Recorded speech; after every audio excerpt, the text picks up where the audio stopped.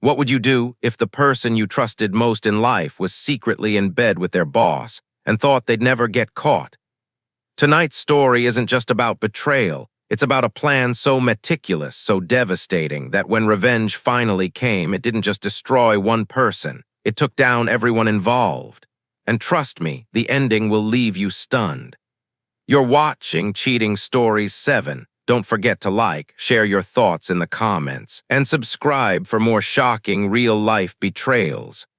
Now, let's step into the dangerous, twisted world of her boss was her secret lover. Until my revenge took them all down. The phone vibrated softly on the glass-topped nightstand, a faint hum that cut through the muffled city noise drifting in from the balcony. Melissa reached without looking, her fingers curling around the device, thumb gliding across the screen with practiced ease. Ethan's name appeared in crisp letters, so precise it almost felt clinical. Business wrapped, back early. Dinner at Bellini's at 7, happy anniversary. She stared at the message, waiting for a second line that never arrived. No heart, no warmth, just a time-stamped appointment disguised as love. From the kitchen, Ryan watched her bare-chested in the glow spilling from the open refrigerator. That light carved a pale strip across his chest, his brow arching in that familiar mix of amusement and quiet danger. Bad news or good? His tone carried the lazy curiosity of a man ordering another drink. Neither, she murmured, eyes still on the message before letting the phone fall to the bed. He's back, and Bellini's at 7. Ryan closed the fridge with his hip, pouring water into a glass. Your husband celebrates with reservations, classic. He crossed to her, setting the glass near her knee before leaning in, pressing a kiss to the corner of her mouth. You planning to show up looking like the sin you are? I was planning to shower first, she replied with a faint smile, and find something that says wife without saying liar. That blue dress, Ryan said instantly, the one you left here last month. Deep neckline, the fabric that pretends to be shy and fails, wear that to him for me. Her soft laugh could have been mistaken for nerves or for the thrill she didn't bother hiding. You're impossible. I'm practical, Ryan countered smoothly. The dress fits, the story fits, and he never notices the stitching anyway. He meant it as a joke, but it hit exactly where it hurt. Ethan had been answering life lately as though ticking boxes, mornings reduced to logistics, evenings to silence. There had been years when their quiet felt companionable. Then, without warning, it became a wall. She had pushed against it, learned to walk around it, and eventually found a door elsewhere. Ryan had been the door. Ryan had been the room. Melissa lifted her phone again, typed love you, and sent it before she could edit the feeling out. No typing dots appeared. No reply. Somewhere out there, Ethan was counting miles and obligations. Here she was counting the weight of a choice that had long ago settled into muscle memory. Ryan's fingertip traced the inside of her wrist. You're thinking too loudly, he murmured. I'm thinking about time, she said quietly. How it runs out when you're not looking. He chuckled. Time is an invention. I've got a better one. Stay. Tell him the baby's fussy. Tell him your mother needs you. Tell him tomorrow. Noah's with my mother already, she replied. And he'll sleep. He's good at that. It's me who's not. You mean it's you who's still pretending there's a decision to make, Ryan said. He took her hand, pressing it to his chest. There's us, there's him. One is gravity, the other space junk. She shook her head, a wry smile tugging at her lips. You talk like a man who wakes up to applause. She slipped off the bed. The shower hissed to life, steam curling against the mirror, softening the edges of the face she'd been scrutinizing too often lately. She washed him from her skin, but found him still on her mouth. When she returned, a towel wrapped around her hair, the blue dress lay across the bed like an altar cloth. She touched the fabric. It remembered her. Do you ever think about what he knows? Ryan asked, watching her zip herself in. Whether he suspects. He thinks about work, she said. About clean dishes and locked doors. He doesn't think about me unless something breaks. Ryan's smile held no humor. Then let something break. The elevator ride to the lobby felt longer than it was. The marble floor mirrored her legs, the blue hem daring rather than apologizing. Outside, the late sun poured down glass towers and pooled in the street. She texted her mother, I'll be a little late. Kiss Noah for me. The reply came with a photo, her son asleep, lashes curved like commas. For half a second, she wanted to turn around to go home. The second ended. She kept walking. Across town, in a car half a block from Bellini's, Ethan stared at the same text thread in another light. He read the love you and felt nothing he could use. On the passenger seat, a leather folder exhaled the dry scent of toner. Inside, a lab's verdict, screenshots that aimed for poetry but landed as evidence, and photographs whose metadata told the truth when mouths didn't. He didn't need to open them again. He'd known enough for long enough. He typed "be safe." Deleted it, typed "see you at 7." Deleted that too. The phone lay face down. Outside, couples strolled past, accidental pairs, inevitable pairs, ghosted over by his reflection, a man with the posture of patience and beneath it the weight of a plan. At the curb, a rideshare eased to a stop. Melissa stepped out, blue and deliberate, hair pinned the way she wore it when she wanted to be noticed. She glanced at the restaurant, at her phone, at her reflection in the window that offered nothing back. The maitre d' smiled as she stepped inside. Ethan checked the time. No rush, no rehearsal. He lifted the briefcase that had been to more rooms than his conscience, feeling its weight settle in his palm. When he crossed the street, the air tasted like the start of summer and the end of something else. The evening opened in front of him like a stage with one entrance and no exits. The spare bedroom in Ryan's apartment had earned its nickname, the staging area. Everything in it existed for transformation. A garment steamer humming in the corner, a lint roller balanced on the dresser, a rotating rack of hangers that held possibilities like secrets. Melissa stood before the full-length mirror, her damp hair falling into a dark, obedient curtain, droplets still tracing the curve of her collarbone. Her gaze settled on the cobalt dress Ryan had suggested. Cut on the bias, it pooled in her hands like poured ink, its fabric whispering against her skin as she drew it over her shoulders. It settled into place with the quiet certainty of a secret that knew it belonged. The neckline didn't apologize. The hem stopped precisely where legs became a statement. From the doorway, Ryan leaned with the kind of confidence that belonged to men who never had to ask twice. In each hand, he held a pair of earrings, diamond studs in one, delicate hoops in the other, offering them like a magician whose trick had already been decided. "Studs," she said, "the dress is already talking." He stepped forward, fastening the clasps with slow precision, his breath warm at the nape of her neck. "You look like a decision," he murmured. "I look like a wife going to dinner," she replied, though they both heard the unspoken punctuation. His laugh was quiet, but it curled through the air. He reached for a small atomizer on the dress, pressing the trigger to release a fine mist of perfume. "Walk through," he said. "Own the room, own him." Melissa stepped into the scented air. For an instant, she remembered when this sort of preparation, the small ceremonial touches, had been something she performed for Ethan. Those moments had once been gestures of intimacy, anchors for a shared life. Somewhere along the line, the steps had gone silent. With Ryan, the music had returned. It wasn't a justification. It was an explanation, and explanations, she knew, could become habits. Her phone buzzed on the dresser.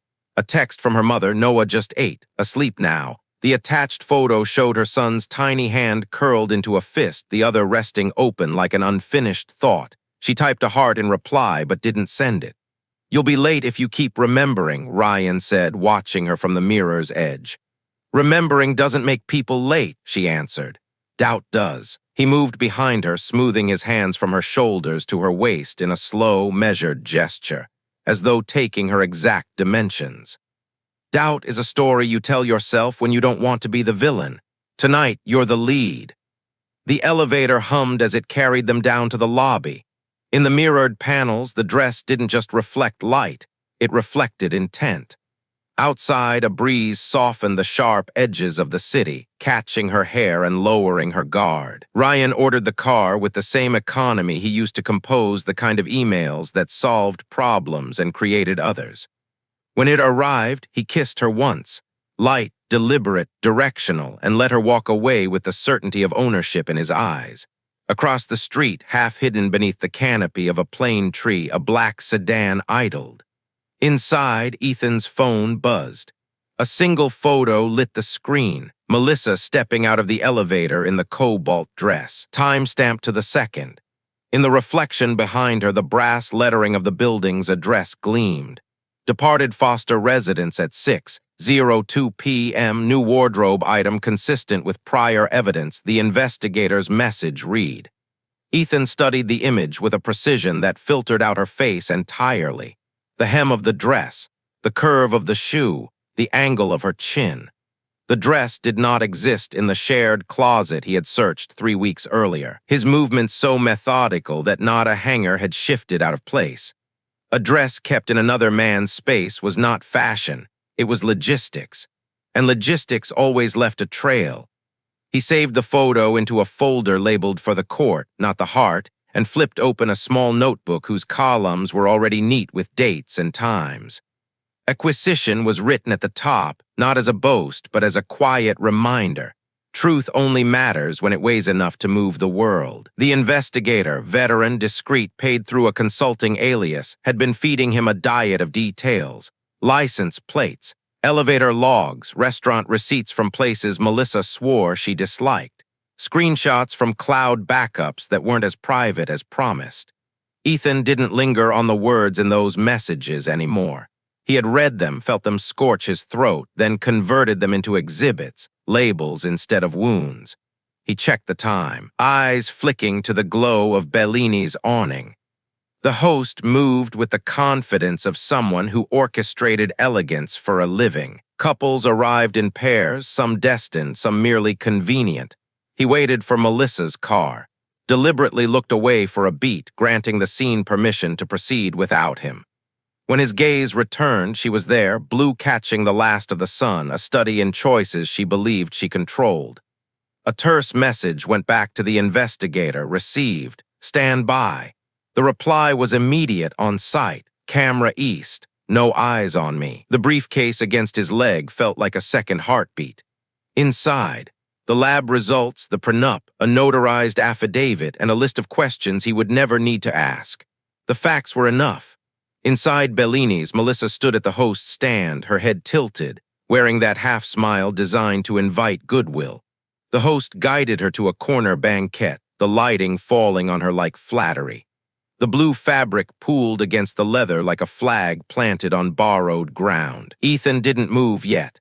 His eyes mapped the room, the PI at the east window, a server and a notary positioned for their cue, 2 men at the next table who were ordinary until they weren't.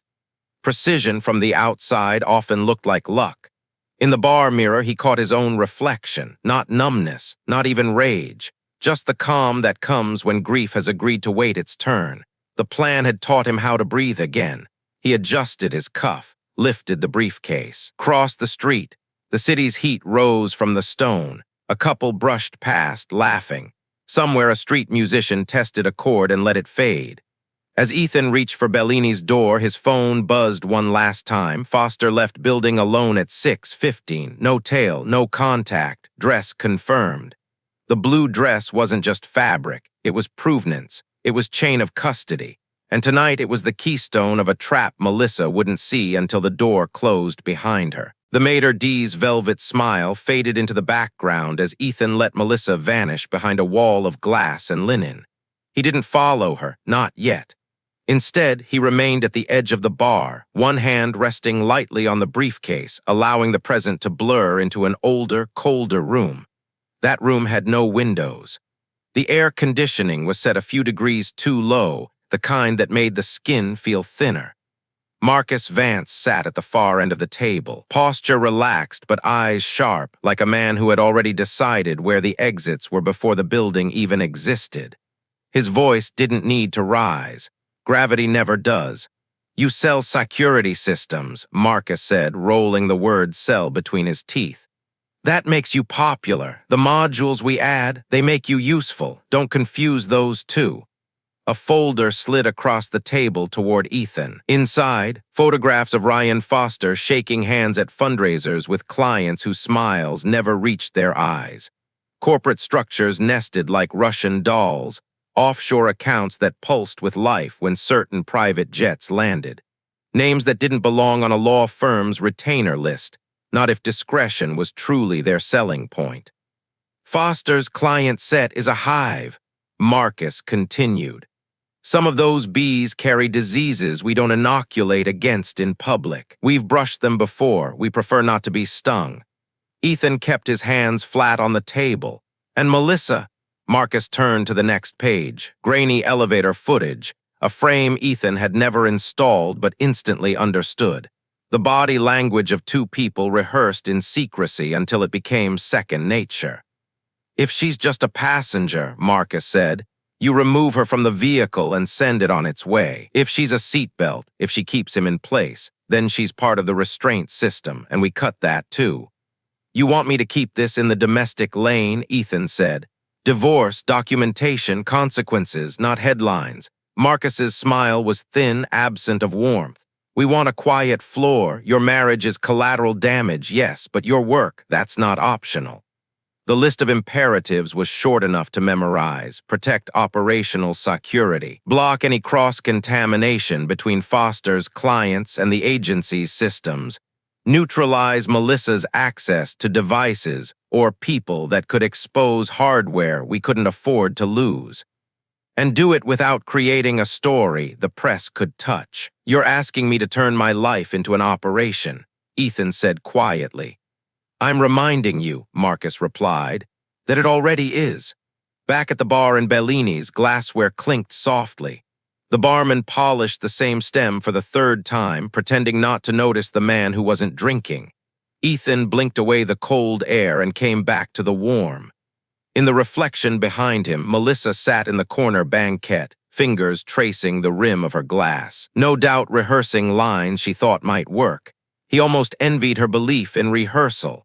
The rest of Marcus's briefing replayed in his head. Ryan wasn't just careless.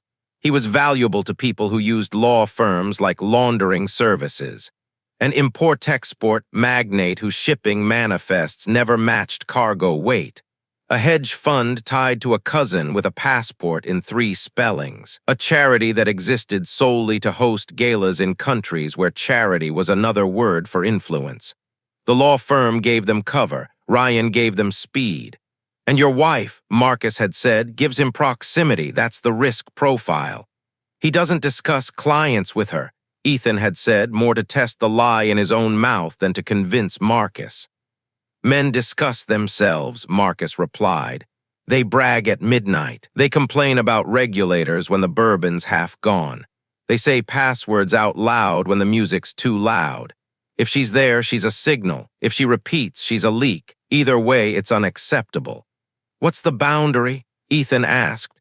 No police reports, no public spectacle, Marcus said. The court system is a trash compactor. We feed documents into one end and get bricks out the other. Bricks are quiet. But if Ryan comes to your door, Marcus's raised eyebrow served as the rest of the sentence. You sell defense, demonstrate value. That was the moment Ethan had accepted the folder like it was part of him.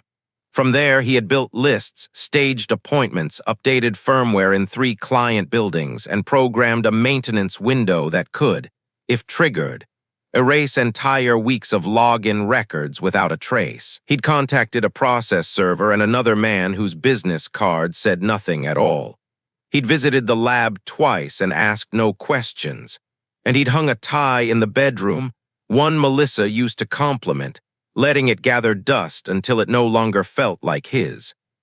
Now, in Bellini's, the barman set a water in front of him without being asked. Ethan didn't touch it. He checked the time, then the briefcase, then the door that led to the next scene. The operation was in 3 phases. Verification, already complete. The lab results, the blue dress, the timeline. Severance, tonight's mission, service, signature, settlement.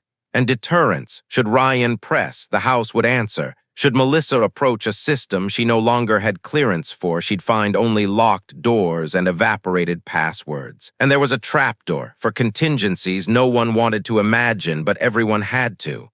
His phone lit with a map update, a dot moving from an office tower to a parking garage. Marcus's people weren't in the room, but they were always near it. Ethan thought of Melissa's face when the evidence landed, not as a weapon, but as the plain arithmetic of truth. He didn't want her tears. He wanted the mechanism to stop. He rose, the briefcase swinging into its natural place at his side. Bellini's, like any good fortress, made protection look like hospitality. Ethan had mastered that art. And tonight, the protection would look like the end of a marriage. Bellini's glowed with the kind of light that lied, soft amber spilling across polished wood, making every shadow feel warmer than it deserved. Ethan stepped through the revolving door, the briefcase balanced easily in his hand, his eyes locking onto the corner banquette where Melissa sat waiting. She was the picture of careful composition, sapphire dress catching the light in precise angles, hair pinned to frame her face, posture poised but not too still. When she saw him, she rose slightly, leaning in to kiss his cheek. Ethan turned just enough for her lips to meet air. "You look different tonight," he said quietly, as though observing the weather. Melissa forced a small laugh as she eased back into her seat. "It's our anniversary, Ethan. I wanted to make it special." He gave a slow nod, signaling the waiter with 2 fingers. Menus arrived, wine lists followed. They filled the space between them with meaningless noise, commentary about the Cabernet, the city's heat wave, the way Bellini's always seemed to smell faintly of rosemary and old money. Beneath the table, her hands stayed perfectly still, folded in her lap. At one point, Ethan pushed his chair back. "Dance with me." Melissa blinked. "Now." "Yes, now." The live trio in the corner was coaxing a slow, unhurried melody from strings and keys. Ethan guided her to the small floor between tables. His hand rested lightly at her waist, not possessive, not intimate but controlled, as if he were holding a memory rather than a woman. She tried to meet his gaze, but his eyes, sharp in the dim light, held her long enough to make her look away. When the song ended, he returned her to the table. But the rhythm of the evening had shifted. He reached for the briefcase, set it on the table beside the breadbasket, and unlatched it with calm precision. "Happy anniversary," he said, his voice stripped of ceremony. Melissa hesitated before pulling the manila folder toward her. The first page felt heavier than paper had any right to be. DNA results, the heading clinical, the conclusion unmistakable, probability of paternity 0%. Her breath caught, a faint sound swallowed by the room's quiet hum. She turned the page, photographs, her leaving Ryan's apartment, her in the blue dress. Ryan's arm slung casually around her in a hotel lobby. Then screenshots, messages meant to be private, intimate phrases reduced to evidence in 12-point font. "I don't," she began, voice fraying. "Don't lie, Melissa," Ethan said, leaning back. "Not tonight." Her lips parted shut, opened again. "It's not what it looks like." One eyebrow lifted, the rest of his face immobile. "From where I'm sitting, it looks exactly like what I think it is." Melissa's gaze flicked around the room, searching for an anchor, an escape, anything that might shift the gravity of this moment. But the bomb had already detonated. It was just that the smoke was invisible to everyone else. The waiter returned to refill their glasses. Ethan waited until the man moved away before speaking again. His tone remained steady, almost conversational. "You've mistaken my silence for ignorance. That ends now." Around them, the other tables continued their low chatter, but the air between them had turned into something tight and sharp. Melissa reached for her wine, the stem trembling between her fingers. She took a sip, as if the tannins could steady her pulse. But the taste was distant. All she could feel was the weight of the folder and the man across from her. Calm, collected, and very much in control. Melissa's pulse thudded in her ears, each beat loud enough to drown out the murmur of the restaurant. The folder lay open between them, its contents like shrapnel, DNA results, photographs, screenshots, scattered across the battlefield of the table. Her fingers tightened around the stem of her wine glass to stop them from shaking, but it didn't help. She drew in a breath, ready to speak, when a shadow fell across their table. "Mrs. Melissa Grant." The voice was deep, professional, and far too loud for her liking in this intimate setting. Melissa turned, startled. A tall man in a plain khaki jacket stood beside her, a heavy cream-colored envelope in his hand. His posture was impeccable, his gaze steady, his presence carrying the quiet inevitability of someone who had done this many times before. "Yes," she managed. The man set the envelope down in front of her with deliberate care. "You've been served." His tone carried no apology, no explanation, just the mechanical delivery of an action that could not be undone, with a brief nod toward Ethan, almost like an acknowledgement between co-conspirators. He stepped back and walked away, leaving behind the faint scent of rain on his jacket. Melissa stared at the envelope, her breath caught somewhere between disbelief and dread. "What is this?" she whispered. Ethan's answer was calm, precise, and merciless. "Divorce papers, exactly in line with the prenup you were so eager to sign before we got married." Her throat tightened. "You told my mother?" "Yes," Ethan said, his voice dipping just enough to make her lean in to hear. "She knows everything. She's agreed to let you stay with her for Noah's sake, not yours." The words landed harder than the papers themselves. Melissa's eyes darted around the room. She could feel it, the subtle shift in energy as nearby conversations slowed, forks paused midair. Glances stole their way toward her table. "Ethan, please," she murmured, keeping her voice low, almost pleading. But he didn't lower his. "No, you don't get to plead in private after betraying me in secret. Actions have consequences, Melissa. Tonight, those consequences are being signed into reality." Her gaze dropped to the envelope. Her fingers brushed against the sealed flap, feeling the weight inside as if it might scorch her skin. She wanted to rip it open, tear it apart, throw it at him. But she knew, somehow, that doing so here in front of these watching eyes would only make her fall harder. Ethan leaned back, his composure unshaken. "You can sign them now or later. It doesn't matter. The outcome will be the same." Melissa swallowed hard, but the lump in her throat refused to move. She had walked into Bellini's thinking she could charm, explain, maybe control the damage. Instead, she found herself trapped under the steady gaze of a man who had been preparing for this moment longer than she had been aware of the danger. Around them, whispers swelled like a low tide, every ripple pulling a piece of her dignity away. And Ethan, calm, precise, unflinching, just watched her drown. The envelope sat between them like a live charge, its weight pressing on Melissa's chest even without her touching it. She kept her eyes fixed on Ethan, searching for some trace, any trace of the man she once knew. But what stared back at her was steel, polished, cold, and utterly unyielding. Ethan set his fork down with quiet precision, the kind of deliberate movement that made the surrounding hum of the restaurant fade into nothing. "Take off your rings," he said. Her breath caught. "What?" "The engagement ring, the wedding band, take them off." Melissa's left hand instinctively went to her fingers, gripping the gold bands as if she could anchor herself to them. "Ethan, please, these are memories." His voice cut through hers, sharp and exact. "Yes, and I want them back." Tears blurred her vision. "Why now? Why tonight on our anniversary?" He didn't even pause. "So every time this date comes around, you remember the cost of your betrayal. You remember the night you lost everything." The words hit harder than any raised voice could have. Her hands trembled as she twisted the rings free, the metal cool against her skin. For a moment, she considered throwing them at him, letting the clink of gold on would be her final act of defiance. But Ethan's gaze, steady, unreadable, held her in place. Slowly, she unclenched her fist and placed the rings on the table. The sound they made was louder than it should have been, final in a way that left no room for negotiation. He reached for them without ceremony, slipping them into his jacket pocket as if they were spare change. "I believe our business here is concluded." Melissa's voice cracked. "That's it. After everything, that's it. What more needs to be said?" Ethan replied, already picking up his fork again, his attention shifting back to his meal as if she were no longer part of the room. She pushed back her chair, the legs screeching against the polished floor. Heads turned. Conversations paused, the weight of dozens of unseen eyes pressed down on her shoulders as she rose to leave. "I hope you're proud of yourself," she choked out, her voice shaking. Ethan didn't look up. "I am. I just closed the most important deal of my life."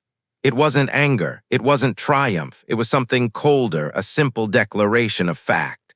Melissa turned away, her steps heavy, her pulse pounding in her ears. She didn't run, but each movement felt like wading through wet concrete. When the door closed behind her, Ethan set his utensils down and reached for his wine. He took a slow sip, savoring it, not as a toast, not as a victory lap, but as the measured breath of a man who had executed his plan to perfection. To anyone watching, it might have looked like he was enjoying a quiet moment after a business meeting. But Ethan knew the truth.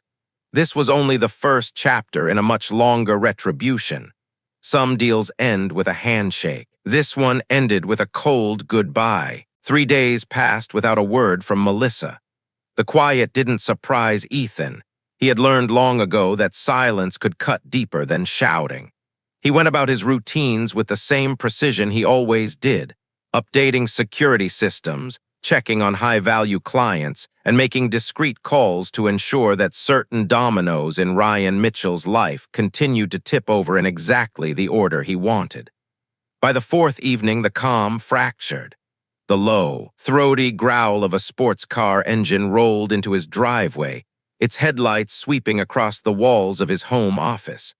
Ethan's eyes flicked to one of the small security monitors mounted above his desk.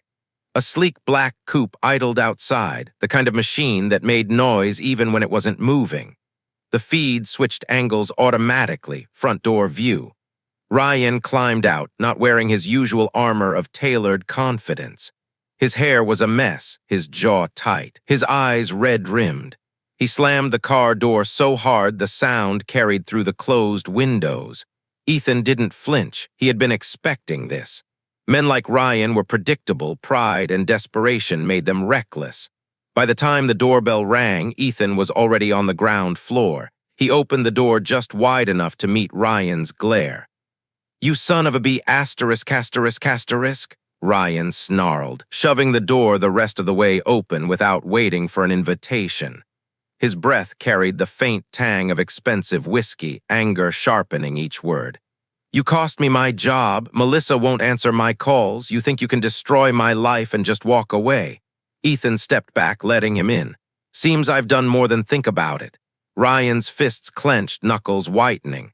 "I should kill you right now." Ethan's voice stayed even, almost bored. "Careful. You might regret stepping any closer." But Ryan did step closer, 2 strides, chest to chest now, his height and weight pressing into the air between them. A soft electronic chime broke the moment. Then came the calm, automated voice of the house system. "Security protocol activated. Non-lethal deterrence engaged."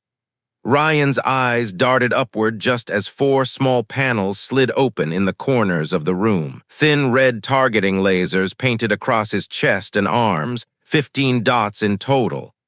"What the hell is this?" he barked, his bravado flickering.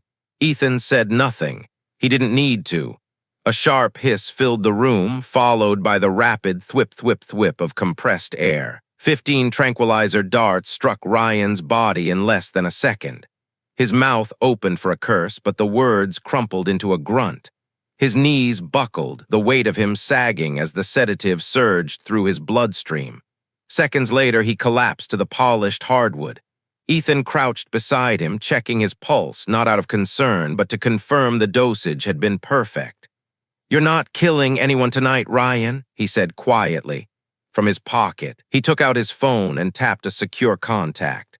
"Clean up aisle 1, he murmured into the receiver. "On our way," came the crisp reply. Minutes later, an unmarked white van eased silently into the driveway.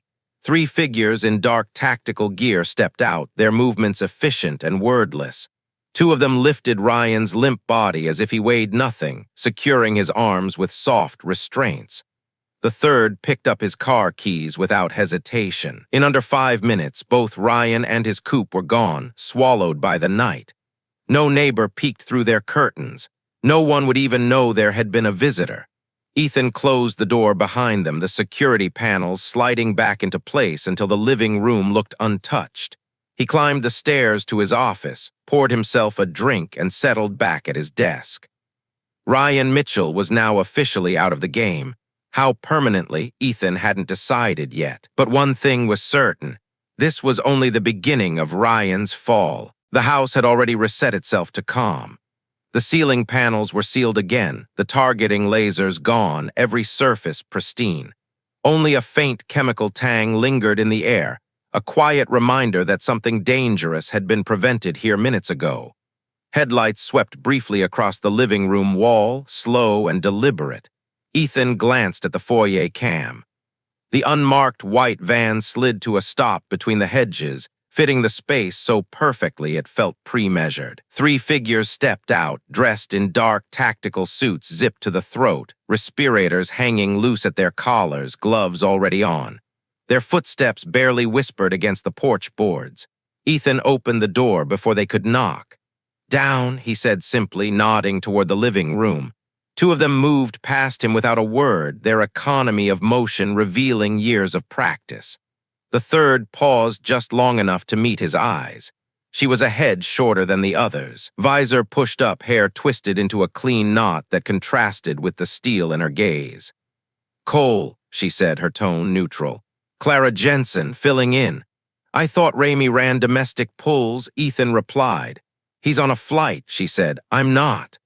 They found Ryan where Ethan had left him, sprawled on the hardwood, the tranquilizer darts marking his shirt like red punctuation. One tech knelt, checked vitals with 2 fingers against the neck, then glanced at her wrist display. "Stable, 30 to 40 minutes unconscious, carry." They rolled him with practiced care, clipped his wrists into soft restraints, and wrapped his torso in a breathable black cocoon, something that would look like moving blankets if a doorbell camera caught it. Clara moved to the walls, scanning the ceiling corners and the crown molding, eyes noting what wasn't there anymore. "You hide your teeth well," she said.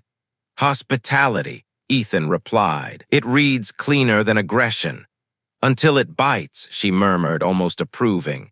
Ryan stirred faintly, a low groan that died before it could form into words. The tech tightened the head's support. "Dreaming," he said. "He won't remember the hallway." "Good," Clara replied. "Let's keep it that way." They moved him toward the door in perfect formation.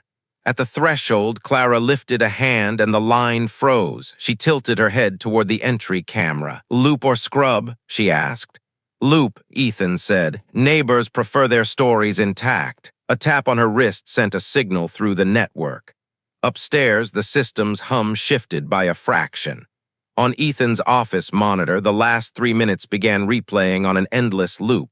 Him alone in the foyer, door closed, nothing unusual to see. "Chain?" one tech asked, jerking his chin toward Ryan. "Foster," Clara answered. "Custody 1, transfer to intake. Vehicle goes separately." Ethan handed over the car key fob without hesitation. The third tech pocketed it, peeling off toward the driveway to claim the black coupe. Clara's gaze drifted to the coffee table where a single unused tranquilizer dart gleamed under the lamplight.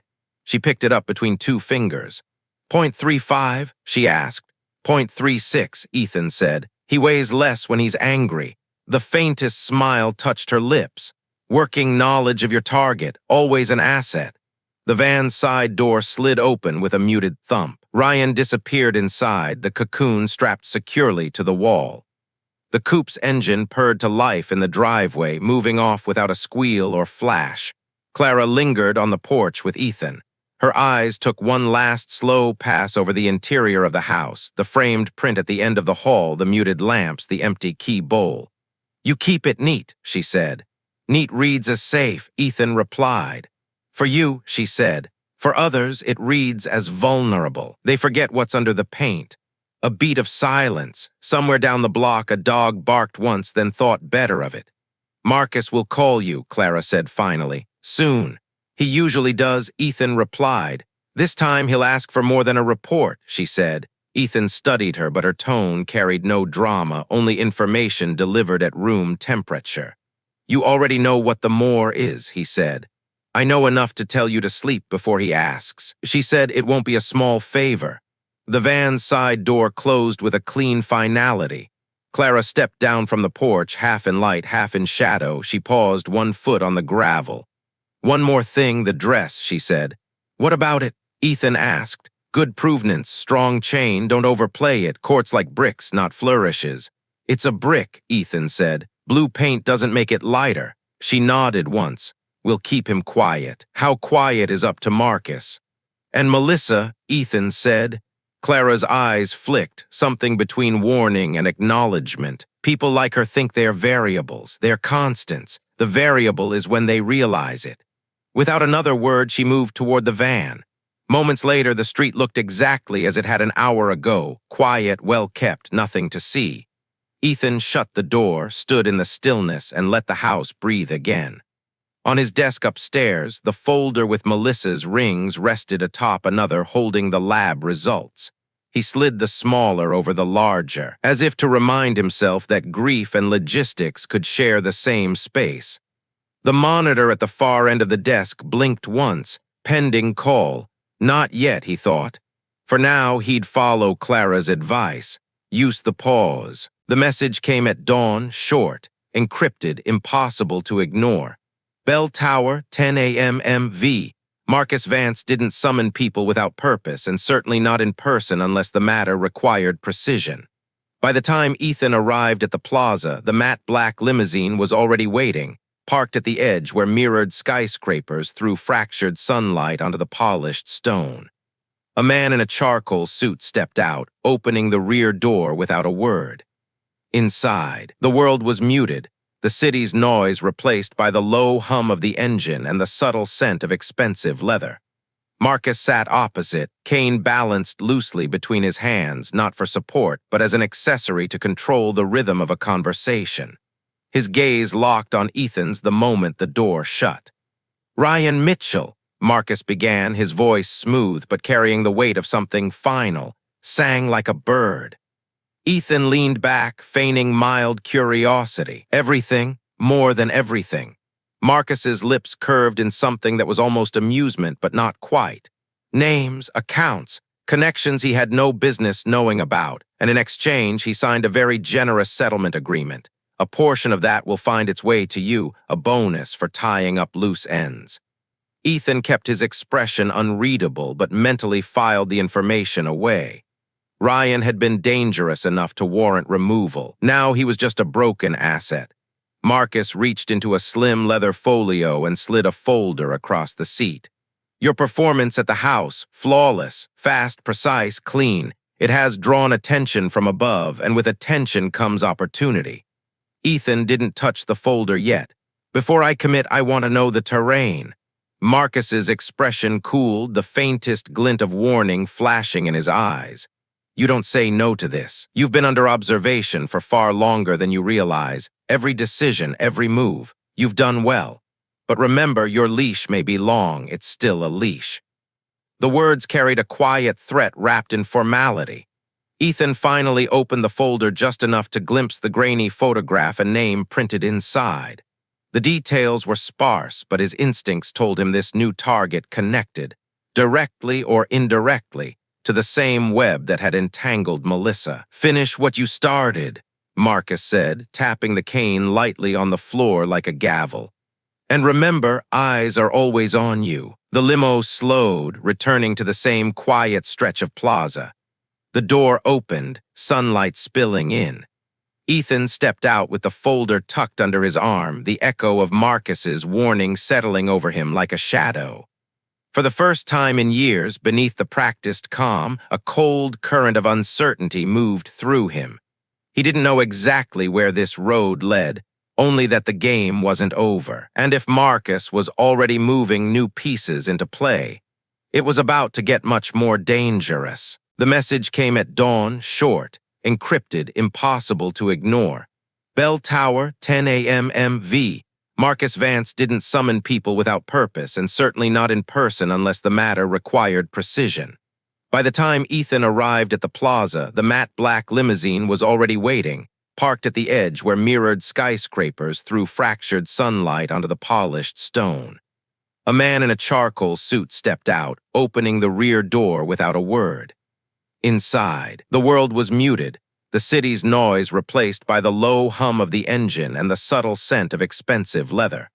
Marcus sat opposite, cane balanced loosely between his hands, not for support, but as an accessory to control the rhythm of a conversation. His gaze locked on Ethan's the moment the door shut. "Ryan Mitchell," Marcus began, his voice smooth but carrying the weight of something final, sang like a bird.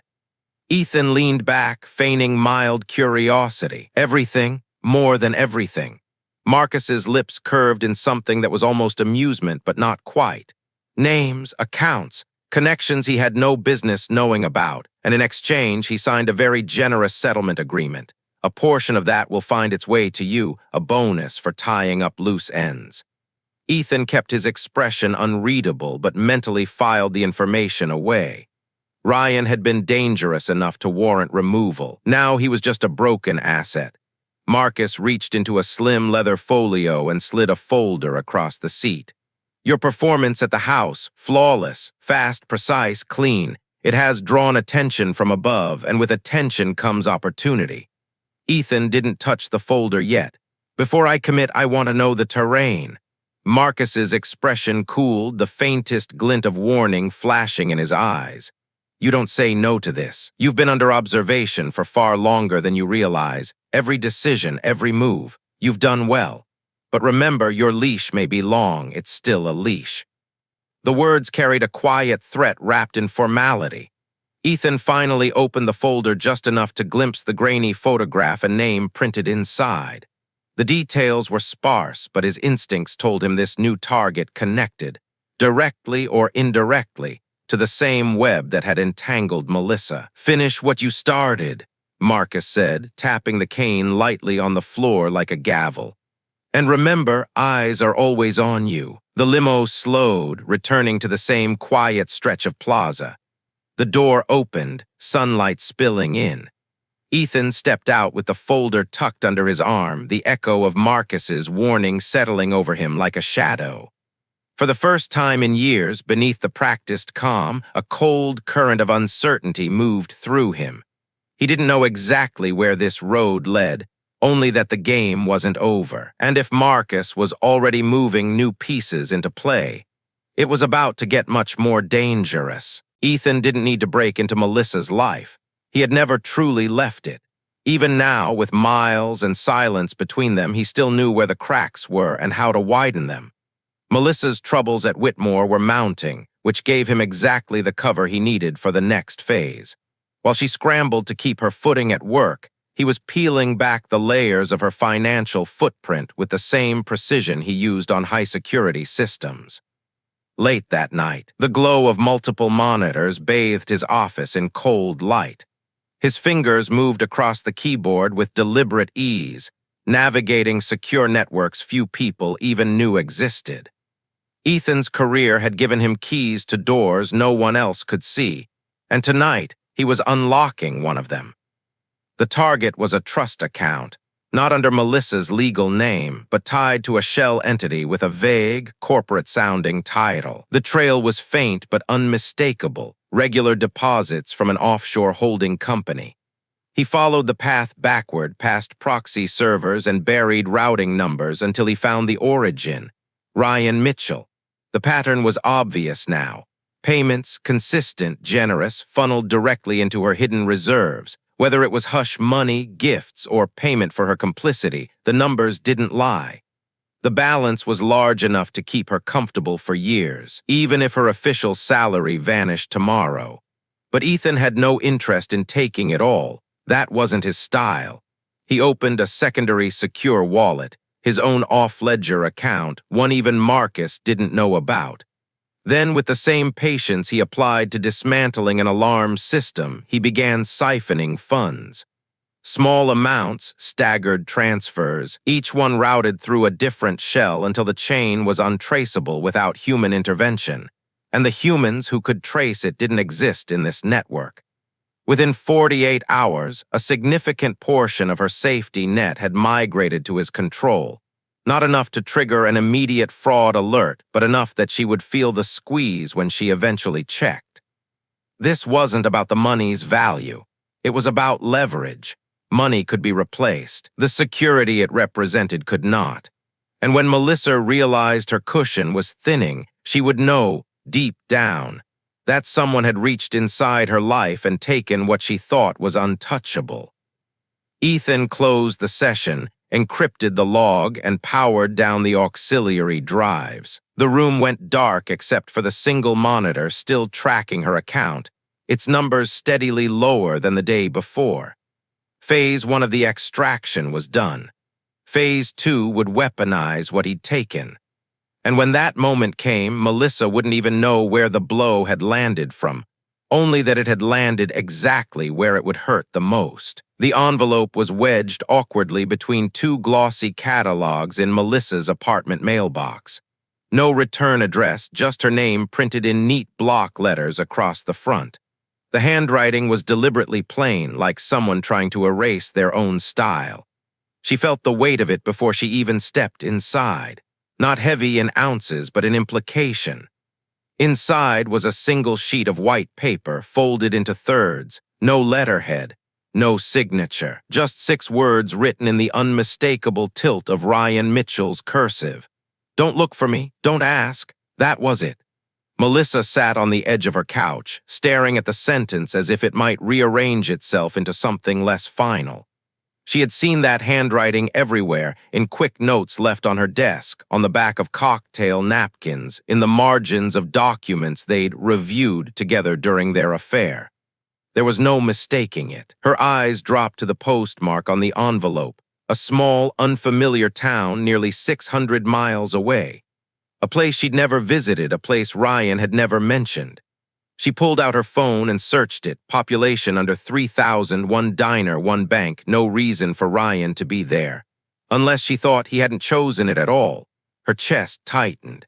This didn't feel like absence, it felt like exile. She tried his number again, straight to voicemail. She didn't bother leaving another message. She'd already left 6 in the last week, each one more desperate than the last. None had been returned. The ugly truth began to take shape. If Ryan had gone to ground, he wasn't coming back to shield her from Leonard's scrutiny at work. He wasn't coming back to replenish the gifts he'd been depositing into her secret account. And worst of all, he wasn't coming back for her. Melissa poured herself a drink, her hand trembling just enough to spill a drop on the table. She stared at the letter, its short message burning into her thoughts. For the first time, she wondered if Ethan had a hand in Ryan's disappearance, not just the public unraveling at Bellini's, but this total erasure. Outside, rain tapped against the windows, slow and cold. The sound only seemed to underline the words she couldn't stop reading. "Don't look for me. Don't ask." She didn't know which part was worse, the warning itself, or the growing certainty that she would never see Ryan Mitchell again. Ethan found Clara waiting for him in the quiet corner of a nearly empty hotel bar, the kind of place where polished brass and low jazz created an illusion of privacy. She was out of tactical gear this time, wearing a dark green dress that concealed more than it revealed, but still carried the same air of controlled precision. She didn't stand when he approached, just gestured to the seat opposite her. "Marcus sent you?" Ethan asked, sliding into the booth. "Marcus doesn't send me," she said evenly. "If I'm here, it's because I have something you need to hear." The bartender drifted by, placing a whiskey in front of Ethan and a sparkling water by Clara without either of them ordering. "Ryan Mitchell is gone," she began, her tone flat. "Not dead, relocated, deep freeze. No trail worth following unless you're prepared to burn a lot of bridges and call in markers you can't replace." "I'm not looking for him," Ethan said. "That's good," Clara replied, leaning forward slightly. "Because Melissa might be, and if she gets too close, she's going to pull at threads that lead to places Marcus doesn't want touched. If she becomes a liability," Clara let the sentence taper off, letting implication do the work. Ethan studied her for a beat. "You're here to tell me to keep her in check." "No," Clara said. "I'm here to tell you to keep yourself in check." Marcus is watching this situation closely. He respects efficiency. But he has a low tolerance for collateral damage that makes the wrong kind of noise. Her eyes flicked to his glass. "You've been surgical so far. Don't turn this into something messy." Ethan swirled the whiskey once before setting it down untouched. If Marcus wants clean, he'll get clean. But Melissa's not going to stop circling until she either gets her answers or hits a wall hard enough to knock her down for good. Clara's lips curved, almost a smile, but it carried no warmth. "Then make sure you're the wall, and make sure when she hits, she doesn't get back up." They sat in silence for a moment, the clink of glassware from the bar filling the space. Then Clara reached into her bag and slid an unmarked envelope across the table. "Inside is something Marcus wants you to see," she said. "Not here, not now. Read it alone." Ethan took the envelope without opening it, tucking it into his jacket. "Anything else?" Clara finished her water, set the glass down, and rose from her seat. "Yes. If you keep playing like you have been, you'll walk away from this with exactly what you want. But if you slip, just once, you won't walk away at all." Without another glance, she moved through the bar and disappeared into the lobby, leaving Ethan alone with the untouched whiskey and an envelope that suddenly felt heavier than paper had any right to be. Melissa waited until Friday night to make her move, knowing Ethan's patterns well enough to choose the one window he was most likely to be home, and least likely to be surrounded by other people.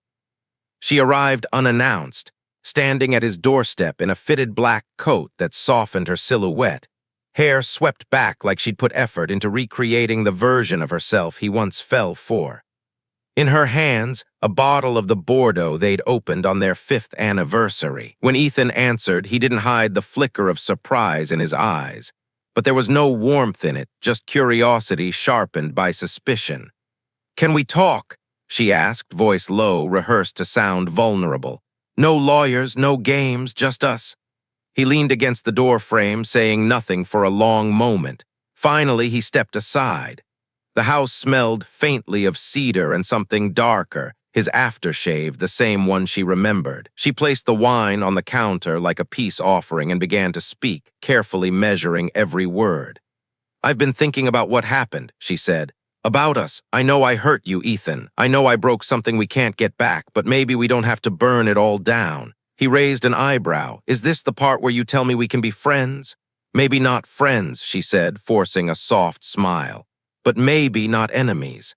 Ethan said nothing, letting her fill the silence. "I'm losing everything," Melissa continued. "At work, with my family, I just thought maybe if we could talk, really talk, we could at least stop this war." Her eyes glistened and she stepped closer, her hand grazing his forearm. "You used to believe in second chances."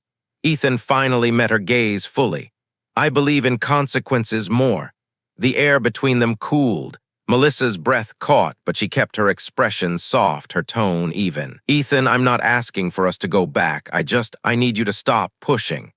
"And why," he asked slowly, "would I stop when it's working?" That broke her composure.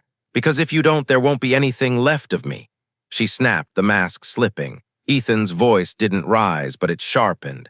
"Melissa, that's the point." She stared at him, realizing then that the man standing in front of her wasn't the one she'd left. He wasn't even the one she'd betrayed. He was something else now, someone who could look her in the eye and dismantle her without raising his voice.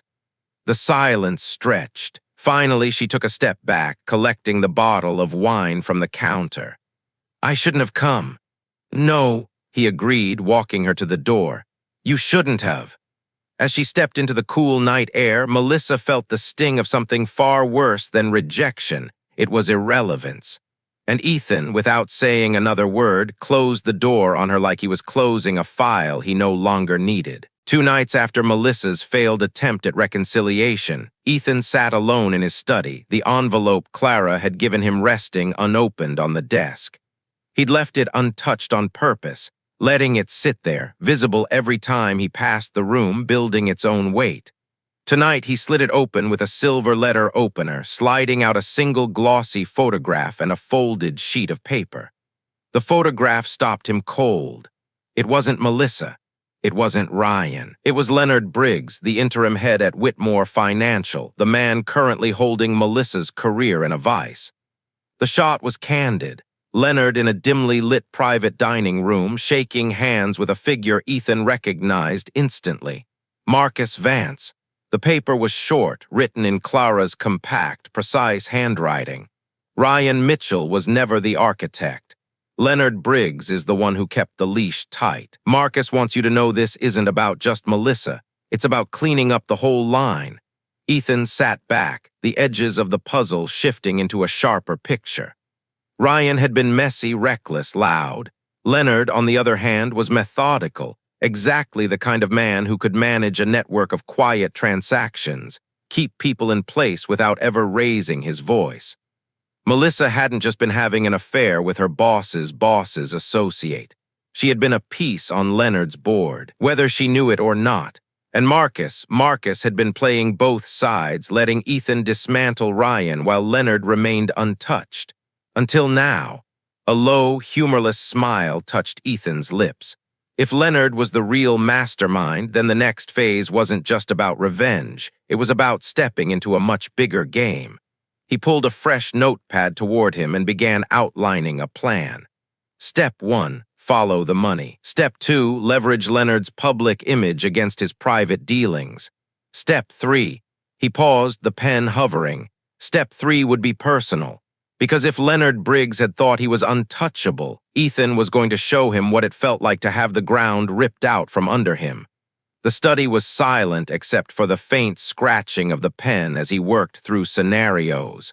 When he finally set it down, the plan was more than just an outline. It was a blueprint for dismantling a man without leaving fingerprints. Ethan glanced back at the photograph, the handshake frozen in time. Leonard and Marcus, two men who thought they understood control. By the time he was finished, they would both understand something else entirely. Rain-slicked streets turned the city into a web of glistening reflections as Ethan moved through it with the quiet precision of someone who knew exactly where every camera was and how to avoid them. Tonight wasn't about improvisation. It was about execution. The groundwork had been weeks in the making. Leonard Briggs's life, once a fortress of careful routines and discreet transactions, had been mapped in minute detail. Ethan knew where Leonard had breakfast, which car he took to the office on which days, which private elevator carried him to the top floor without crossing the main lobby. He even knew the precise hour when Leonard preferred to review sensitive files alone, with the blinds drawn and his phone on silent. That was the window Ethan intended to exploit. He entered the building not through the front, but via an unmarked service entrance 2 blocks away, slipping past a delivery truck just as its driver rolled a dolly inside. The freight elevator carried him up without interruption, its interior smelling faintly of oil and dust. When the doors slid open, he was already moving, hallway to stairwell, stairwell to the executive floor. Leonard's office door wasn't locked. Ethan didn't need to guess why. Leonard was inside, leaning over a spread of documents, the glow of his desk lamp making the rest of the room feel like shadow. "Mr. Briggs," Ethan said evenly. Leonard looked up sharply. His surprise flickered only for a second before his features settled into something harder. "Cole, I was wondering when you'd stop circling." Ethan stepped inside, closing the door behind him. "Circling's over." Leonard straightened, his hands resting on the desk. "If you've come to threaten me, you'll need more than a quiet voice and a tailored suit." "I didn't come to threaten you," Ethan said. He reached into his jacket and pulled out a small, matte black drive, placing it on the desk. "I came to give you this." Leonard's gaze dropped to it warily. "And what is this?" "Every off-book account you've touched in the last 5 years," Ethan replied.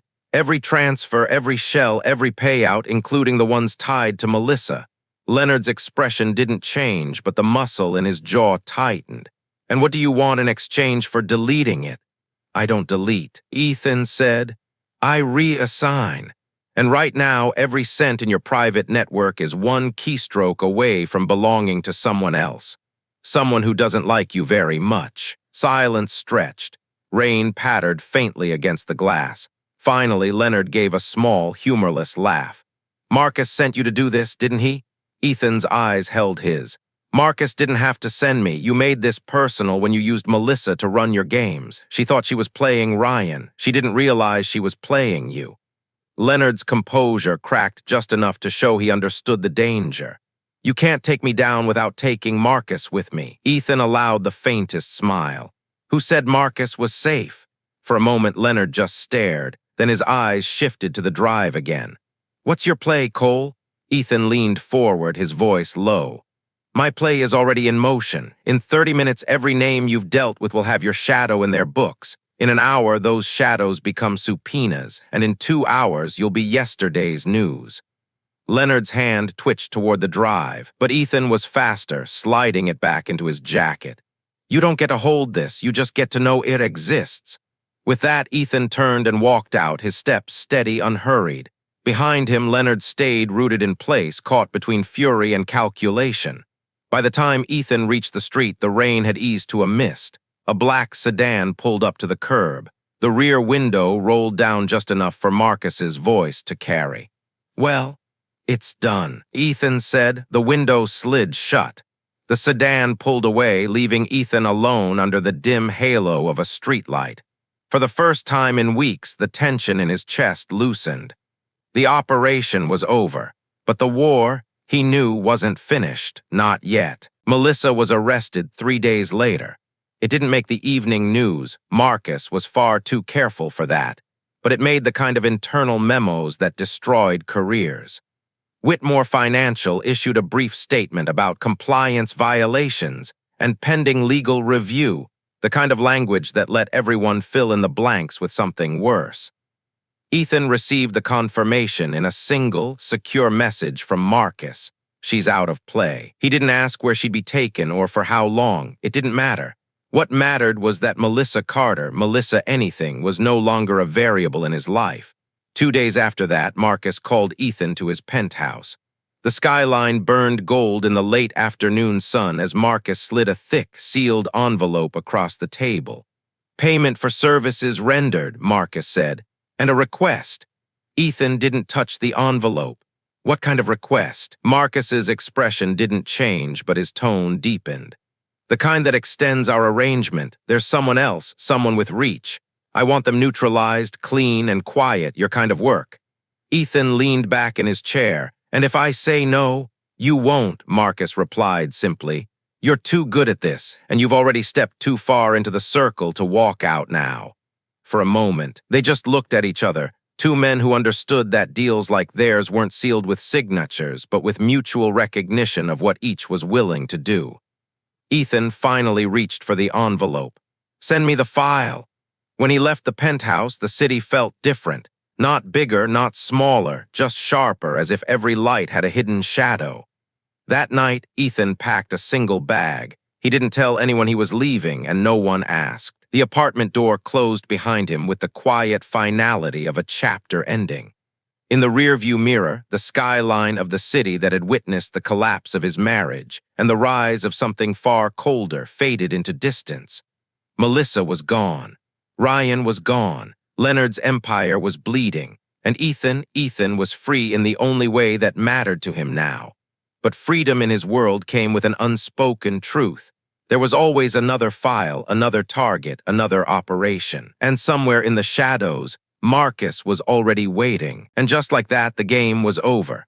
Melissa's world collapsed, not with a public explosion, but with the cold, quiet precision of a plan executed to perfection.